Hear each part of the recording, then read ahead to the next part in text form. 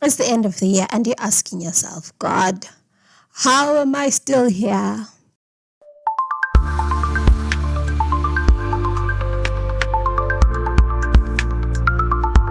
Hello and welcome to Future Husband Diaries. My name is my husband and welcome. I hope that you've been having a great time wherever you are in this festive season and you've been having your own family time, whether it's your family time, whether it's your friend time, or whether it's your alone time, whichever way. I hope that you've been having a great time wherever you are.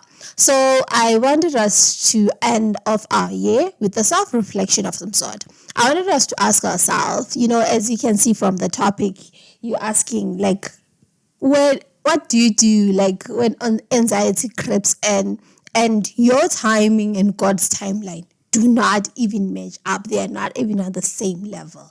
What is it that you do? This season, there are a lot of announcements that people are making.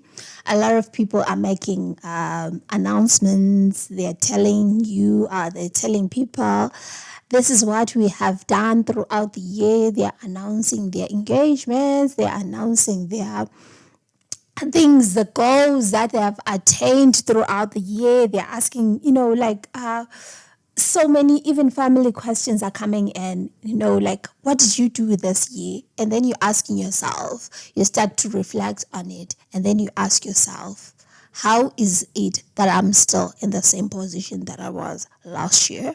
Or not even just last year, you're asking yourself, how am I still in the same position that I was in 5 years ago?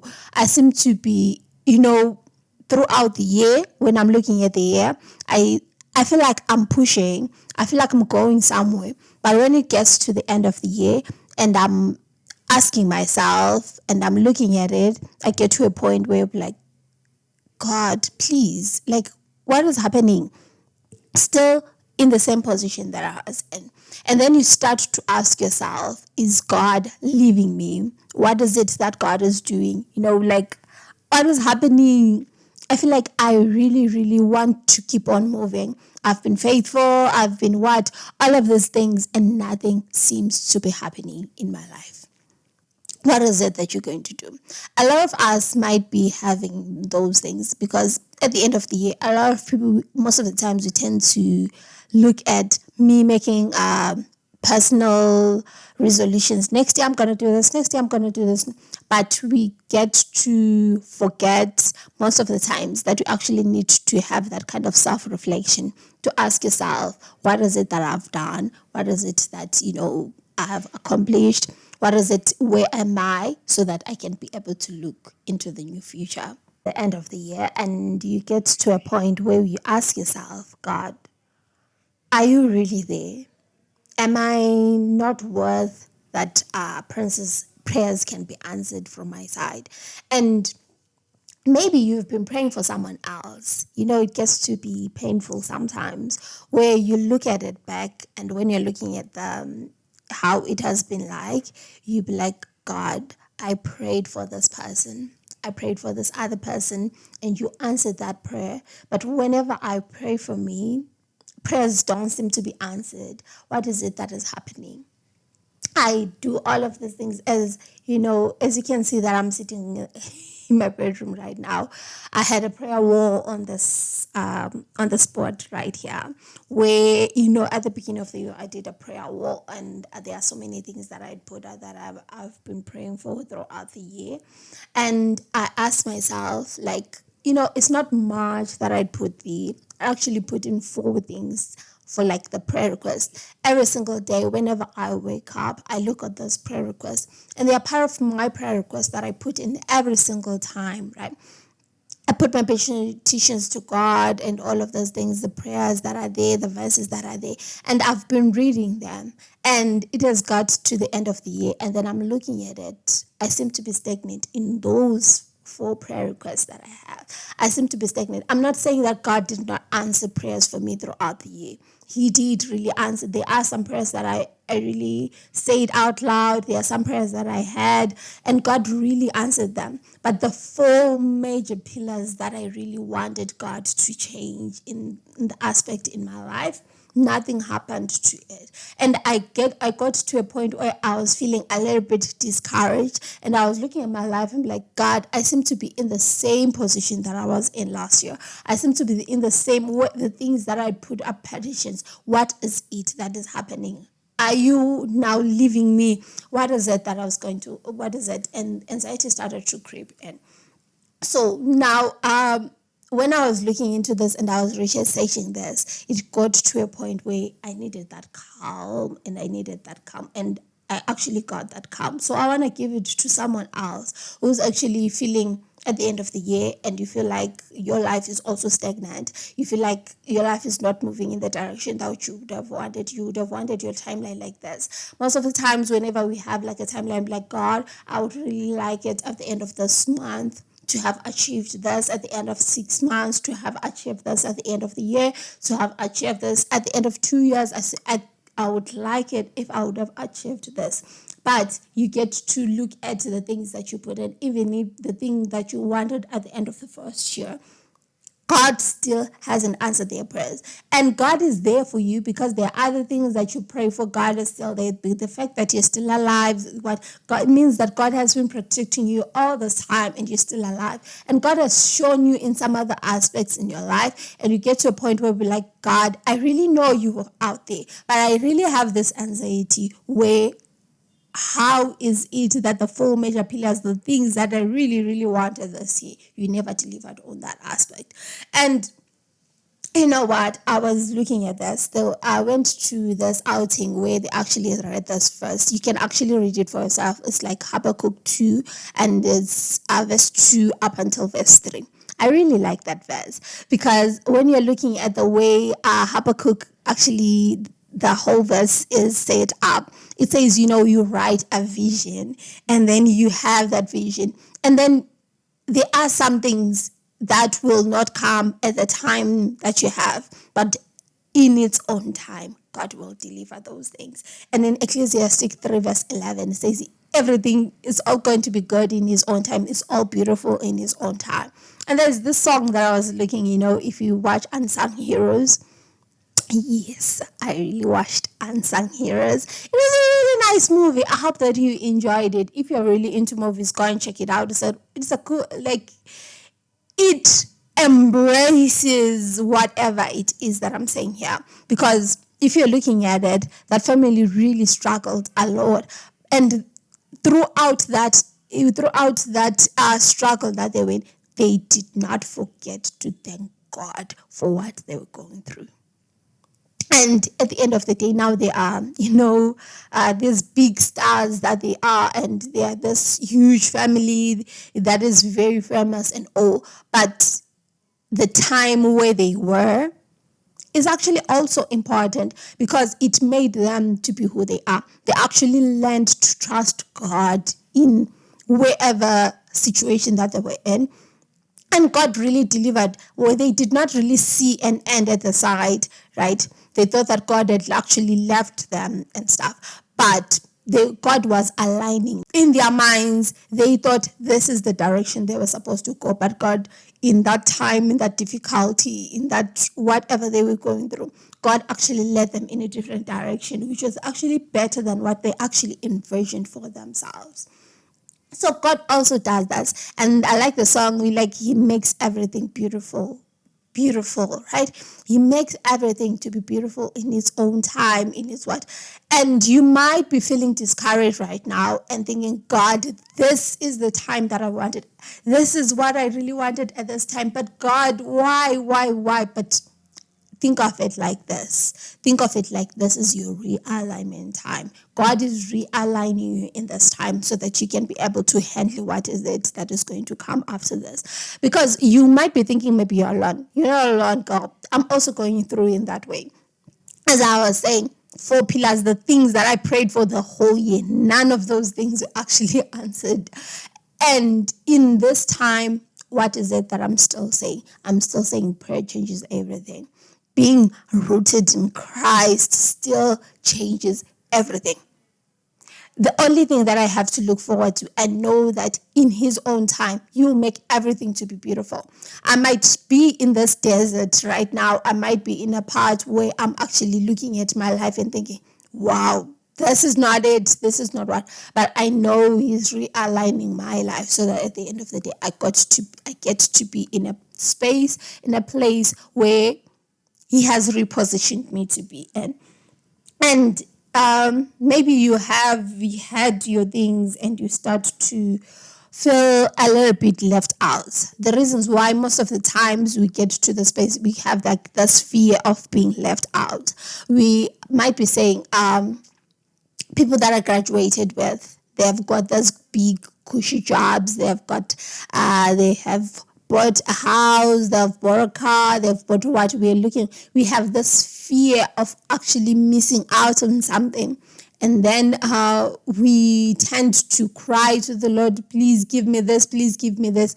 At the end of the day, maybe that thing is not supposed to be for you, right? There are some things that are supposed to be for you, because if you are to get that thing, it will not be the right time, or it will not help you in such a way, but it will actually bring you more troubles. An example will be, maybe you might be crying, God, I really want a man, God, I really want a man. But the reason why God is not giving you a man at that time, or the man that you wanted at that time, he might give you that man later in life, but he wasn't giving you at that time, is because there are some things that you are supposed to learn and refocus on your life so that you are ready at the end of the day when that happens. Maybe at that point you are not ready. There are some things that needed to be refined so that you can be able to handle whatever it is that is going to come. Because there are some places or sometimes where we actually get our prayers answered, but we are not really ready for them, and we actually do more damage to them. And then at the end of the day, be like, if only I'd gotten this after I'd understood this. At the end of the day, therefore, I would have really understood, I would have kept it way better than this. But then at that time, it will be too late. The reason why God might not be giving you, I'm not saying God is not giving you this because of this. No, do not get me wrong. Maybe he's not giving you this at this particular time because there is something that you actually have to be refined in and redefined and rediscover something, so that at the end of the day, when you actually get that thing, you are in the right space.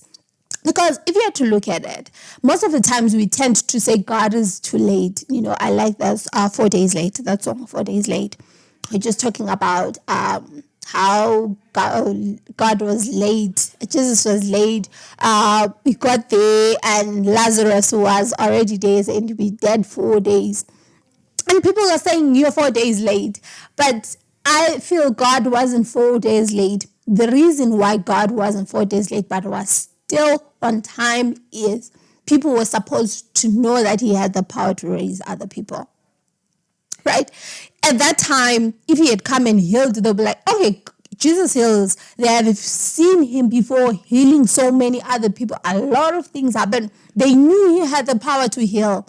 The reason why they called him is because they knew, number one, he had the power to heal. And he had healed other people before that they had seen. And he had the power to heal.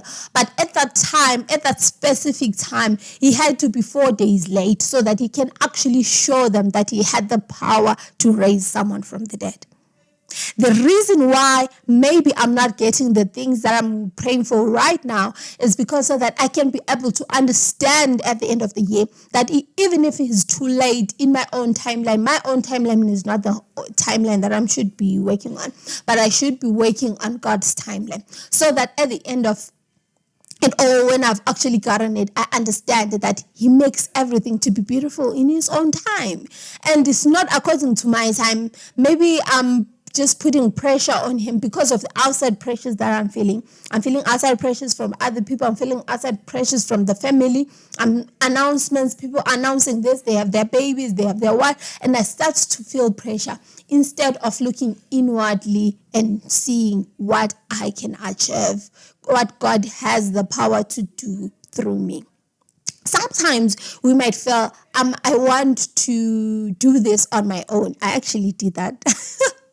I'm not proud of it. I'm really not proud of it. I actually took matters into my own hands at some point of like, God, I've been praying for this. I've been praying for this for some time now. Like, where are you? Like, got to a point where I was really, really discouraged, where I was like, God, you haven't answered, but maybe you are saying, I shouldn't be passive. I should not wait for you. I actually took something into my own hands, and I actually tried to fix it. And it actually made things worse. It actually made things worse. I'm telling you, it made everything so much worse and more complicated, and the guilt and the what actually made things to be very difficult and so much worse. And I'm back here to tell you, you do not have to take matters into your own hands, even though you see that this is not the way that God will answer your prayers, and you try to fix it out of your own volition and out of your own hands. God is not in that. You know pretty well, we have like the sixth sense, or we know whatever it is that we're doing, this is not the right way. And God is telling us that we shouldn't take it into our own hands and try to do things out of our own volition, because that is not how it's supposed to be. So now, do not be like me. Learn from my mistakes and do not do it. The other thing is, we tend to forget, or we tend to look at the waiting season, and we think it's the rejection season. You're like, God has rejected me. He hasn't answered this prayer. He hasn't answered this. Maybe the reason why he's not doing this is because he has rejected me because of all the sins that I've done. I'm telling you, the sins that you have done will not let God forget about you. He will not forget about you. But you actually get to a point where he will embrace you if you just look to him. He's the author and the finisher of our faith. He'll do everything that is right, and he'll make it in such a way that you actually, he gets you, you come back into the fold, and he will embrace you.